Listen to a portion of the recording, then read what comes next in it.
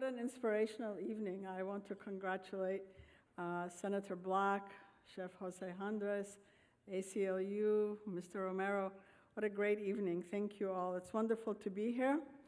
A pleasure and an honor to be in the company of so many friends and family members to celebrate the 20th anniversary of the Arab American Institute Foundation's Khalil Gibran Spirit of the Humanities Awards. I am deeply grateful to the foundation, to also the board chairman, George Salem, to Jim Zogby, to Maya Berry, for all of you who had a hand in putting me up here this evening. I do appreciate it very much. I've attended many of these gala evenings over the years, and I've been awed by the individuals and the organizations that were recognized for their commitment and contribution to promoting the principles and values so beautifully enshrined by the legendary Khalil Gibran. It was my good fortune to spend most of my foreign service career in the Middle East, which provided me the opportunity to play a small role in bridging the divide between the United States and the Arab world. Today, the Middle East is undergoing a period of profound transition that's reshaping the regions in ways large and small. Unfortunately, at this critical time, the ability of the United States to influence events in the region has diminished.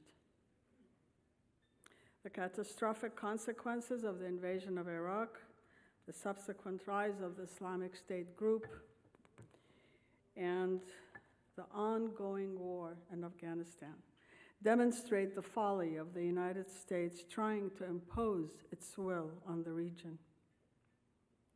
To regain its standing and credibility, the U.S. needs to come to grips with the regional realities and all their complexities as they are today and develop a comprehensive strategy that can serve our interests, but also contribute to the region's stability, so sorely needed. For far too long, the U.S. has focused on and invested almost exclusively in the military-to-military ties that now define most of our bilateral relationships. To better understand the current complexities of regional conflicts and competing agendas, the U.S. administration should strengthen and broaden our diplomatic engagement. Unfortunately, under the Trump administration, the situation is likely to worsen as the State Department faces potentially severe budget cuts that, if enacted, would cripple American diplomacy for the next decade. Ladies and gentlemen, I wouldn't be here tonight to receive this extraordinary award and recognition without the support of the not-so-small village that has stood by me throughout my career, my friends, my mentors, and my family. I begin with my parents, who had the courage to uproot the family from their beloved Egypt and become immigrants, moving to the United States right after the 1967 war. Both my parents are gone, but my cousin Victor Abdul Malik traveled from Sacramento to be here tonight to represent the California side of the family.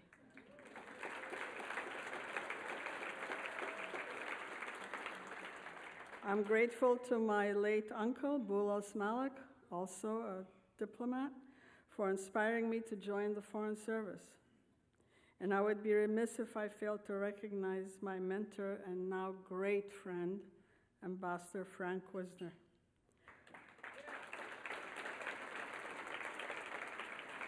Who took a great risk on a new and untested FSO and agreed to bring me on board to serve as his press attaché at U.S. Embassy Cairo, my very first assignment overseas.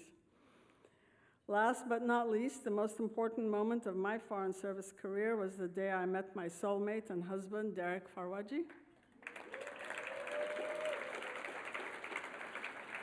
We met in Cairo, where both of us had roots, a city to which each of us had returned after establishing new lives in the West.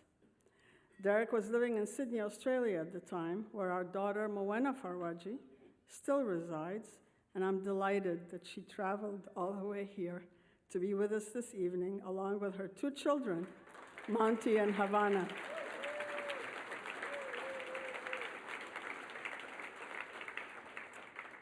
Finally, a shout out to my great team of colleagues from the Arab Gulf States Institute and some of our board members who are here tonight. Without their extraordinary effort and professionalism, we could not have succeeded in establishing this remarkable new think tank devoted to building bridges of understanding between the US and the Arab Gulf countries. The Najib Halabi Award has recognized a number of very distinguished Arab Americans over the years, as you've heard tonight, including Governor Mitch Daniels, Senator George Mitchell, and Secretary Ray LaHoud. I never imagined that I would be invited to join such a remarkable company, and I'm both humbled and extremely proud to accept the award. Thank you all so very much.